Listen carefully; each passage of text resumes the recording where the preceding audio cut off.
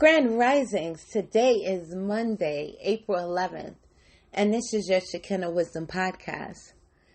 Today, my lovelies, I want to say welcome back, welcome back, welcome back. We are going to do things a little bit differently. We're going to switch up the mix a little bit on the Shekinah Wisdom Podcast. We are going to delve more into personal issues, how to overcome conflict, conflict resolution tools and different things of that nature. And because all of these things are what's essential to helping to motivate us to become better and to operate from our higher selves. So, today, I want to talk to you, my lovelies, let's talk about conflict resolution. One of the things that we have been discussing and getting to the root of what happens when you're engaging in a discussion to come to a resolution of some sort. You always have to ask yourself when you're triggered or angry at someone, and before you respond, ask yourself, what is your objective? What do you want to get out of the situation? And are your actions aligned with that ending purpose?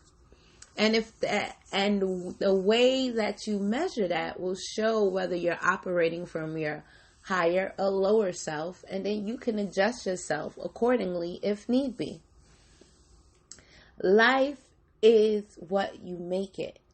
And sometimes we can exasperate situations based on us being upset that things are not coming out the way that we intended, right? The only person you can control is yourself.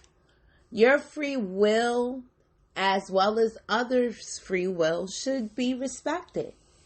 And when you respect your own free will, you will automatically respect others' free will. Why? Because you know that what you put out there, you will get back in.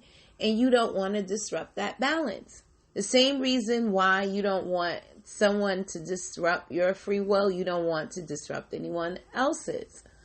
If a person is supposed to be aligned with you, they will. Remember, life happens for you, not to you. So just sometimes simply switching your perception on how you're looking at an event could change the outcome as well. We have to use all the tools available in our arsenal when we want to resolve something in a way that brings out the highest good in all. And when you do that, paradigm shifts are necessary, right? You have to think about how you would receive that information if you were the other person and adjust your delivery accordingly. Once you start acknowledging people as a replication of yourself, you will begin to move in a fashion where you are appreciating and acknowledging not only what others bring to the table, but what you bring to the table as well. This journey of self-love is not an easy one, and you are going to have hiccups. One of the things that people are often afraid of is being labeled a hypocrite once they decide to take on new habits and behavioral patterns. That's not being a hypocrite. That's called evolution. That's called evolving. That's what you're supposed to do. Do you still believe in the Tooth Fairy and Santa Claus? No, what? You've evolved past that mindset, right? Hopefully, at this point in the game. And when you evolve, you can acknowledge your growth along the way. Those people who are afraid of their own shadows are so quick to cast light on the things of your past, but that is their problem. That's not yours. Why? Because you learn from your experiences and you are able to show people what you learn so they don't have to make the same mistakes. So you're in two different categories. So do not allow people to belittle your achievements along the way because they can't measure up to your success.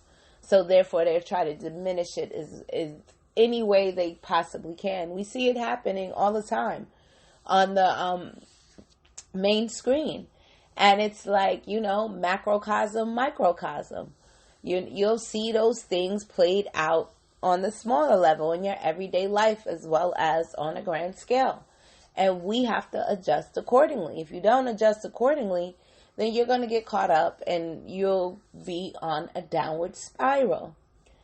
But we are here to make sure that we are elevating, that we are unlearning the things that have been detrimental and being willing to let those things go and sharing your stories with others to let them know that, yeah, these are the mistakes I made along my journey and this is where I'm headed. And if they still try to diminish you, so be it. That's something that they have to grapple with because they're fighting with their own inner demons. But that should not stop you from achieving all that you can achieve in life, right? Everybody is like an individual cell in a body. And each individual cell belongs to a different system of the body and they move accordingly.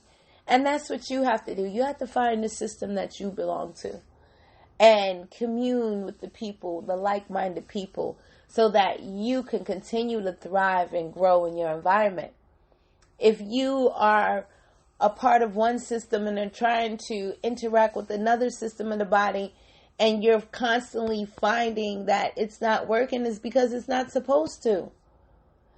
And you are supposed to get aligned to where you're supposed to be in life.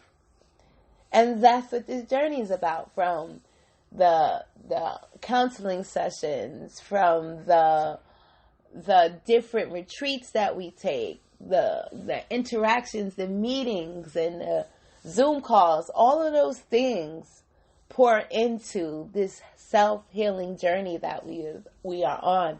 And I am so glad you guys are here on this journey with me. Now, if you need further support on your healing journey, you can head over to shekinahwisdom.com where you can book an appointment. If you want art therapy, you can head over to the letter IAMU collection.com. And if you simply want to support the work we do here, you can cash out Unearthing the Truth. All right, my lovelies, you have a wonderful, motivational Monday.